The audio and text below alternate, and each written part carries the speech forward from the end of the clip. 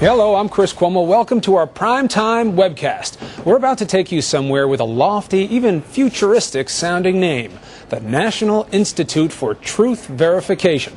It's run by Dr. Charles Humble, who has become a wealthy man by selling what he says is a virtually foolproof system to help catch criminals and liars. Not by what they say, but how they say it.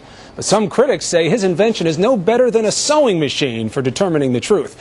Here's ABC's chief investigative correspondent, Brian Ross. Yes. This is Dr. Humble's truth verification system. A laptop equipped with a microphone and loaded with a software program called the Computer Voice Stress Analyzer, the CVSA. It captures a kind of voice print said to detect stress and therefore deception. No. The instrument will tell you whether or not the individual is telling the truth.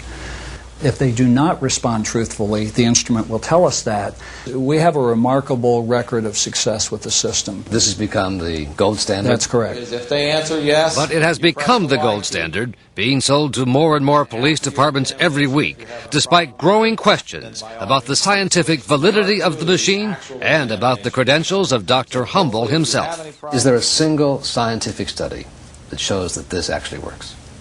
I don't believe there has been an independent scientific study that shows this actually works. Not one? I don't believe there has been. Dr. Humble says the machine can only really be tested in the field, where he says it has an accuracy rate of 98%. I didn't do it. But he clearly was not including what happened in the case of 14-year-old Michael Crow, the California boy who confessed to killing his sister. The machine got it very wrong. 12-year-old Stephanie Crow was found stabbed to death in her bedroom. Micah was brought into the Escondido Police Department for questioning and hooked up to the CVSA in the middle of the night. Is today Thursday? Yes. Did you take Stephanie's life? No. The detective then tells Michael that he has failed the test. And it showed that you had some deception on some of the questions. Okay. I started to think that, maybe the machine's right, especially when they added on top of it that the machine was getting my subconscious feelings on it, that I could be lying and not even know it. Once he was told he had failed the test, Michael says he began to doubt his own memory and wonder whether maybe he had killed his sister. I didn't want to go to prison, and I just wanted to be out of that room. So my only option was to just say, yeah, I guess I did it, and then hope for the best.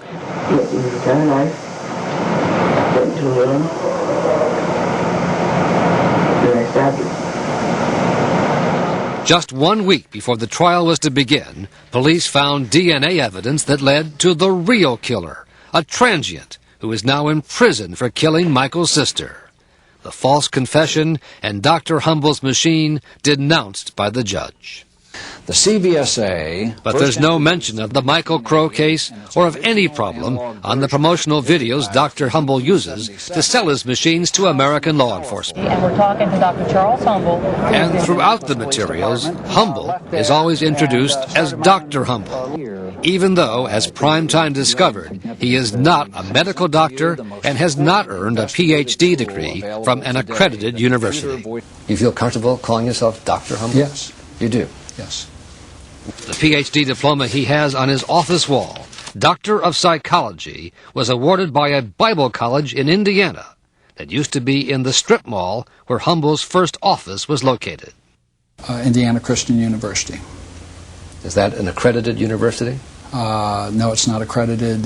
When I say it's not accredited, it's... And you call yourself Dr. Humble based on that? Yes. Is that honest, do you think? I think it is. So this Bible school awarded you a PhD in psychology? An honorary, yes. Did you take any classes there? Yes. What classes were they? It was 6 hours. And what were the classes in? Bible.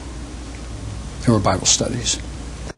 You should have hooked him up to his own machine. But tell me, seriously, why is he doing so well?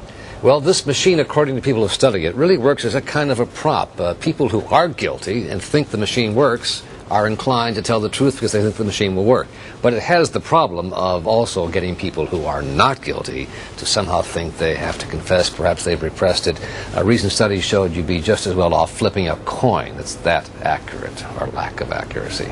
And adding to the problem here is that this isn't something that's used in one or two places. This has now become used even by the higher-ups. Well, 1,500 American police departments, according to Dr. Humble, as well, which we found, he's now selling it, or has been selling it, to the U.S. military. They've used it in Guantanamo Bay, in Iraq and Afghanistan, to interrogate important terror suspects, including Tariq Aziz, the former deputy prime minister. They have cleared 8 or 9 people in Iraq who were suspected of being terrorists. They let them go based on this machine. The Pentagon's done a study and now has banned its use. They will not allow military to use it because of their concern about its reliability. So what do you think the future is for Dr. Humble? What's going to go on here? Well, if the police department thinks it works, even if there's no scientific reliability, I guess they can buy it. It's a very expensive prop, though, at $10,000 apiece. And give me a little sense of process. After that interview, when you gave him the Brian Ross special, what was his reaction? I don't think he was that pleased with the way the interview went. He has told us as much. He kept wondering how he did, and I assured him he did fine. He certainly told his story. I'd say he's a good salesman. He does a good job of selling this machine, but the fact that he has this degree of questionable background and a machine that has no real scientific basis, I think the fact that it's now becoming public may well be a problem for him. Unbeknownst to him, he was sitting down with ABC's #1 truth detector machine. We hope you'll be watching Primetime on the air every Thursday night at 10 o'clock, 9 Central.